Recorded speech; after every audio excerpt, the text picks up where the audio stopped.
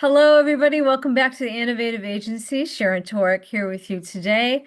And I think today's conversation is going to resonate with a lot of you who are really sort of either feeling stuck about how your agency is going to grow or sustain or change. As we sit here and have this conversation, it's the middle of the year in 2026, depending on when you're listening, just to set the stage. And it's at the tail end, really, of conference season in the agency world. And I have been to a lot of them of late. And two common themes. One, fortunately, from my perspective, is one of optimism for independent agencies. When you look at the opportunities that independent small to mid-sized firms can seize versus the difficulty of doing that as a very large organization, a lot of optimism and opportunity. So, love that, but also a lot of uncertainty about what's coming down the pike for the business model of the independent agency. And so I'm really excited here today to have a conversation with Russel Dubree, who is the founder of Agency Story, which is a consultancy and a podcast and a coaching practice designed to help agencies scale successfully. I would imagine with as minimal overwhelm on the part of the owner as possible, Russell, right? Yes. Um, and so, first of all, thank you for being here. Welcome to Innovative Agency. Thank you, Sharon, so much for having me on the show today. Can't wait to have a wonderful conversation and really appreciate you allowing me to have this opportunity and talk to your listeners. Well, I'm looking forward to it too. And I was really impressed by just to start with. I mean, a lot of your work is impressive, but I you recently put out some thought leadership around it actually it was centered around an event you went to in the industry dealing with AI and agencies. And it was a great write-up of the event itself, but I want to talk more about some of the observations you made overall about where we are now as an agency community in terms of opportunities, growth, prognosis, all of that. And there was really kind of a thread of sanity that ran through your observations. Sort of a let's take a breath, let's be grown-ups about what this really means. Let's be realistic about whether this is really the first time we've seen something like this in the agency world. And so I guess let's start there. You coach agencies on growth, run masterminds, you counsel them. Um, what are you what are you hearing amongst your clients, amongst your industry colleagues in terms of optimism, anxiety, etc., regarding the prospects of independent agencies right now? Yeah.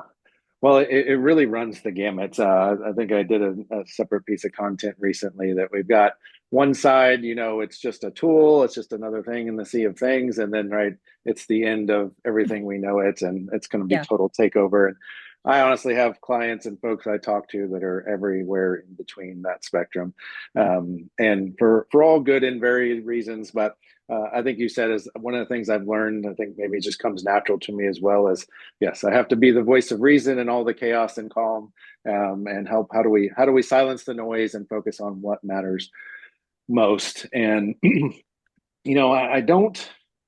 When I think it all boils down at the end of the day, and specifically we talk about the concept of AI causing a Hmm. lot of the angst Oh, we're gonna is get there. Yeah. yeah, it really is just the same things that are most important. And it's far more of this thing that's certainly needs to be paid attention to, but in the peripheral. But one of the things when I've talked to people who have had agencies for 30, 40 years, to people new, like this is really nothing new we're in the middle of. And it is the same fundamentals at a very high level of do great work for your clients, and you can probably just start with that, and that solves a lot of your problems. So I guess maybe some of that sanity come back to at the end of the day. We could just say, look, focus on doing great work. Yeah. Enough Yeah. said. Well, speaking of that, that's actually a great segue into what I wanted to get your perspective about. You kind of make a distinction between, when it comes to AI, you sort of make a distinction between AI impacting the operational efficiency of an agency versus it sort of impacting any sort of strategic positioning or marketplace advantage that an agency might have competitively. So talk a little bit about that, if you will. How do you see those as different, and how do you think agencies should look at them differently when it comes to thinking about how AI is going to impact the business? Yeah, a really great question. And you know, we could certainly break that down too. And that was a big theme coming away from that conference is look, AI can certainly can help you write content faster. It can help you do a lot of the things you're already doing today faster. Mhm. And there's certainly some progress and gains to be made there when it seems like we just never have enough time on our plates to get all the things we want done, our time in the day, if you will. But the interesting thing taken away, but I don't think is a new trend for agencies, right? For the last 10 years or maybe even more, specifically David C. Baker, whom I know you attended some of his content and events. We've moved down this positioning, narrowing who we do our work for and what we do for them. Mhm. That's been the talk for a while. And I think slowly that conversation was also morphing into that we have to promise more outcomes or make outcomes more of the conversation in terms of what we're offering for services, not just activity. And that's always been a tough place for agencies, I feel like, has been very hesitant to name outcomes because they almost feel like promises or guarantees. Mhm. And then we know in the marketing space, the classic one is, well, I can't guarantee the sales guy will pick up the call and close the deal. Um, and so I think historically we've strayed away too far from maybe being more willing to promise them outcomes or even just throw up possible scenarios of outcomes. And I think that's where we're continuing to morph, and certainly this AI piece of it, since it is grabbing some of those lower levels of execution and making that faster, efficient, more and more efficient per se. That time just needs to get transferred to that practice of creating more better outcomes for our clients and being specific about that. Yeah. And I think just AI is accelerating that trend a little bit. I think that's the thing I feel most confident about in terms of the impact that AI is going to have on agencies. And specifically, that is that they're not going to have a choice but to express their value differently in terms of their pricing and their compensation. It's going to have to be tied to outcomes, to goal accomplishment, not necessary to performance marketing, because that's a very specific connotation, but not tied to the amount of activity that's been, engaged in to achieve a result.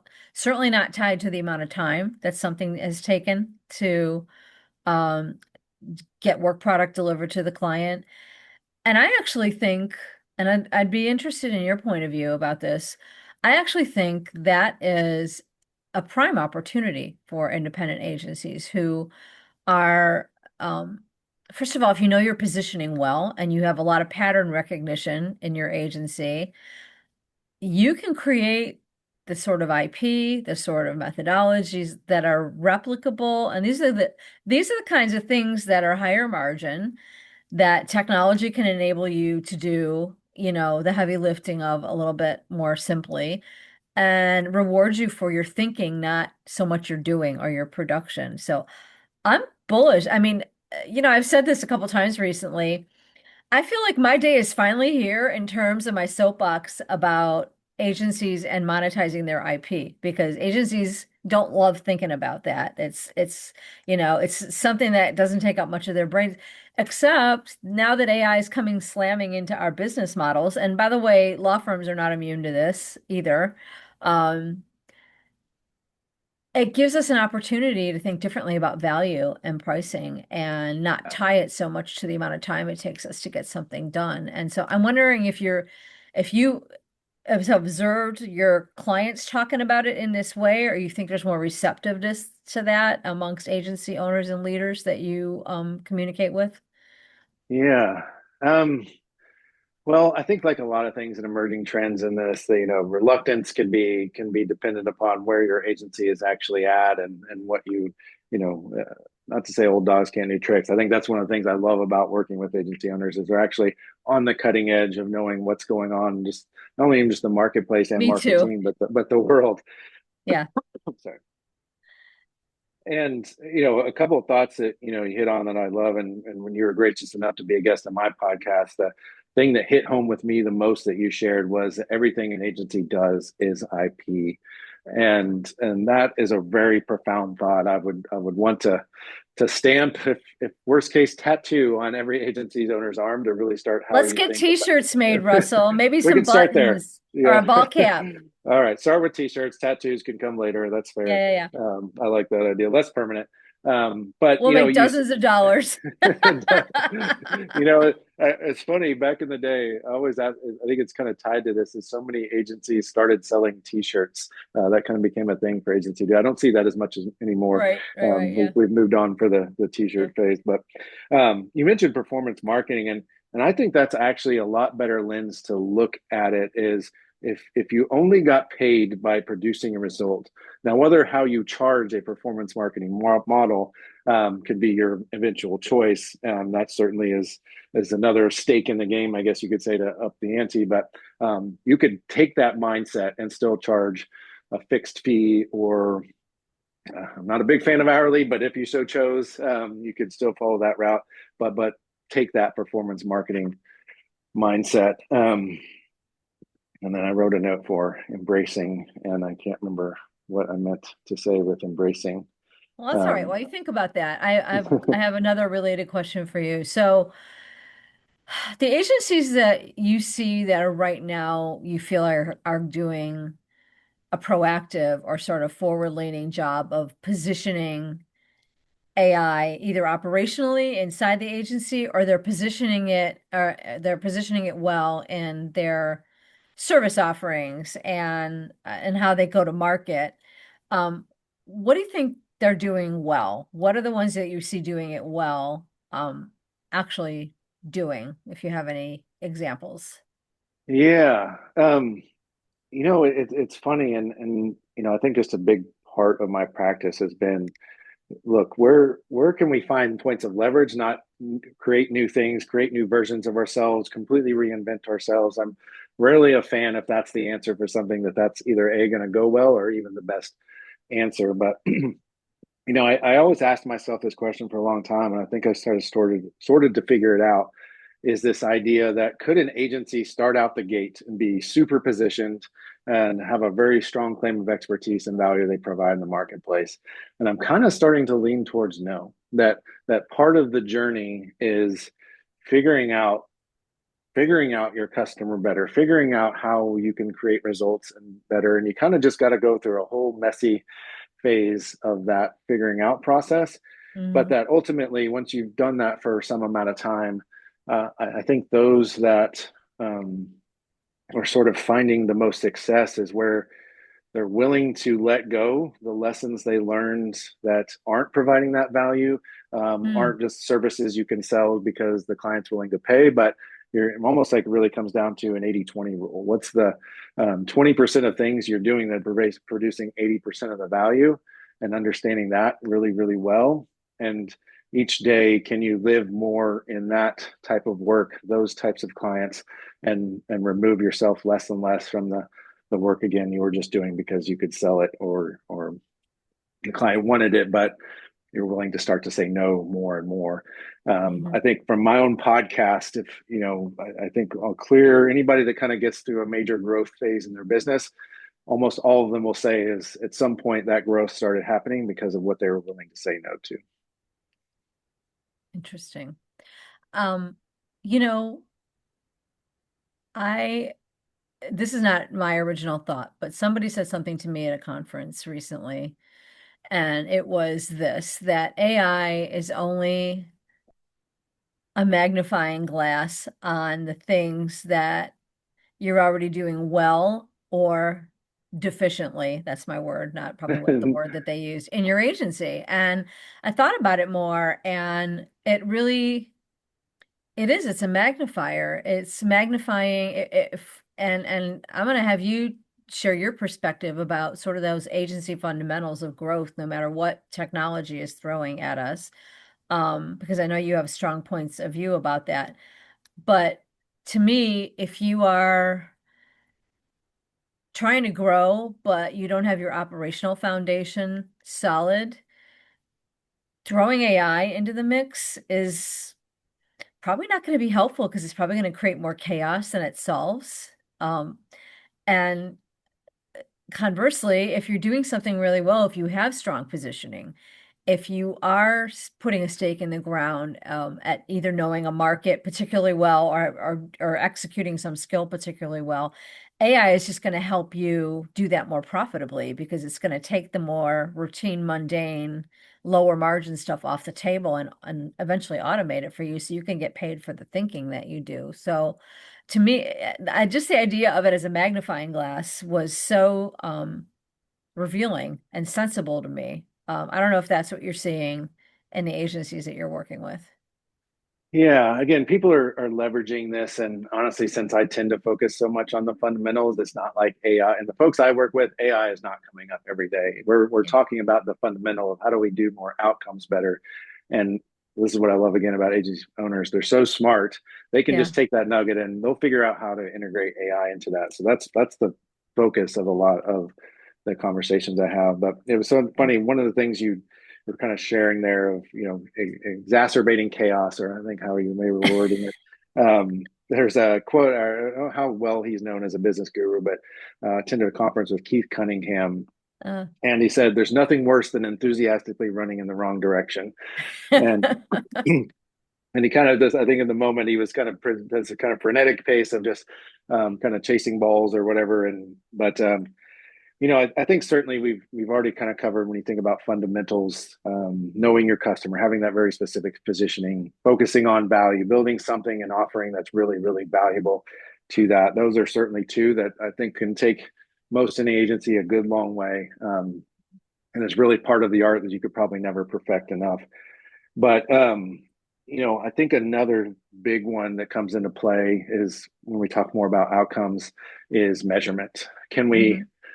measure the outcomes that we are creating to the extent of what and how well we can do that, and then not only that but measure our own business, start to sort of a lot of times I can ask most agency owners, they can probably tell me certain metrics like what their top line and bottom line numbers are, what's their total pipeline in existence, but then the metrics start to fade pretty dramatically from there in a meaningful way. So can we start to just get really, really good at the measurement process, meaningful metrics, leading indicator metrics, not lagging indicator, things that are going to give us more of a sense of what's likely to come in our business and for our clients' businesses, and a little bit maybe less of a rear view metrics focused on the past. Mhm.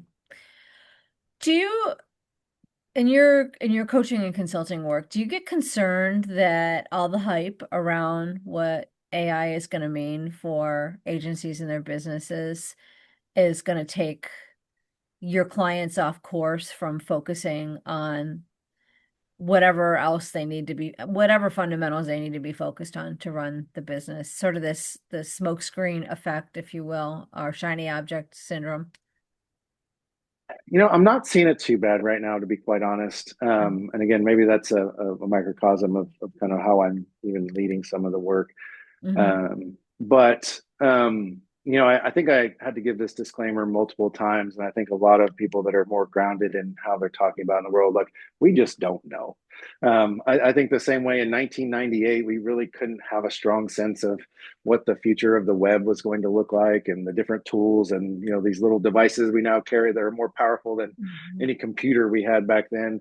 I think we just have to embrace that we don't really know, and we have to use it for what it is today. And just like we have been doing for the last 20 years, every new tool, every new technology shifts. We've just got to take it in stride and find out where it adds value, and kind of sort through the hype, and keep on trucking. Yeah. Um, You mentioned David Baker. His point of view on this is that we don't know where the bus is going. We just know we Yeah. have to be on it. Yeah. And Yeah. I think that's just as apt a description as I've heard about kind of the impact that this is going to have on our businesses. Yeah, I mean, I think that's all right. When I talk to people that were, I think I was just a little bit later to the game than the kind of digital transformation of from no web to web. And I started my agency in '06, and we were focused on web building, but we were still in that phase of we had to convince people and talk to people about what it meant to have a website and what could the power be and what were some of the ideas of technology.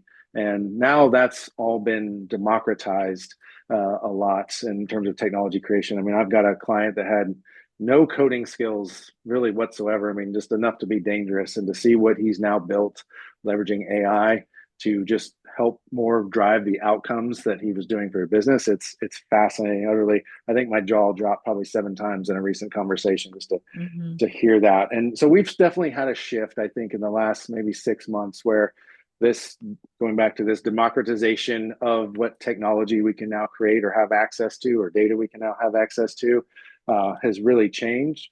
And as I'm kind of advising folks and kind of putting my write up, that I think that we have a moment where we can make AI the focus. Where can we have it add efficiencies?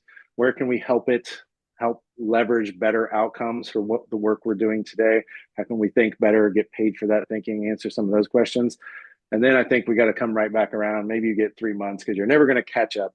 But we just have to think about that as a layer now in our business, the same way we would previously look at how I can go get someone from a team to work on it, how we need to turn that into a process, how we need to get a tool. AI is just another answer to the things that help us do our work better. Hmm. What are the top two or three things you want agency owners listening this to be thinking about in their businesses right now as they kind of navigate through this uncertainty? What do you want them to know or remember about sort of this stage of the industry and how they keep their businesses healthy or even continue to grow them in this climate? Yeah. Um, well, we talk about fundamentals, and I think there's probably so many we could point to, but um, I think first and foremost, those that have always survived, I think COVID was really a good glimpse into this. Those that thrived and came out decent on the other side of COVID just said, "What do my customers need the most?" And in some cases, I hear stories where they didn't even charge. They just said, "I want to serve. I want to serve. I Mhm. want to listen to what their problems are, and I want to serve and solve those problems." And you can always just come back to that. When it feels like chaos is around you, come back to that very notion and that question. And the greatest thing I think about AI is it makes me think of if you ever heard the quote, if Henry Ford said back in the day that if people asked them what they wanted, or if he asked people customers what they wanted, they would have said a faster horse. Yeah, And yeah. so we have to have some innovation there too, that we listen and we don't necessarily follow the answers that they say, but we help that guide to more creating more value. And again, I'd come back to there. If you start there and do that genuinely, a lot of other problems and things eventually start to work themselves out. If you have a really valuable product and a very specific customer you do, and you do that well, it answers. You can charge more for it. It helps identify roles for your team better. It helps you break down roles for your team better. It helps you leverage everything that's out there from AI to uh, systems, tools, processes to make that all work better for you. I mean, I think that's very welcome and calming advice because that's the what and the why we should be, holding in that number one priority spot anyway, no matter what the climate is like. And um I as you were saying that, I thought back to the pandemic and about shifting our thinking to what our clients needed in that moment. And you're right. We gave away some solutions. We gave away some content. We gave away some tools that in another environment or climate we could have and would have monetized, but it was something specific that our clients needed to adapt to that particular climate at the time.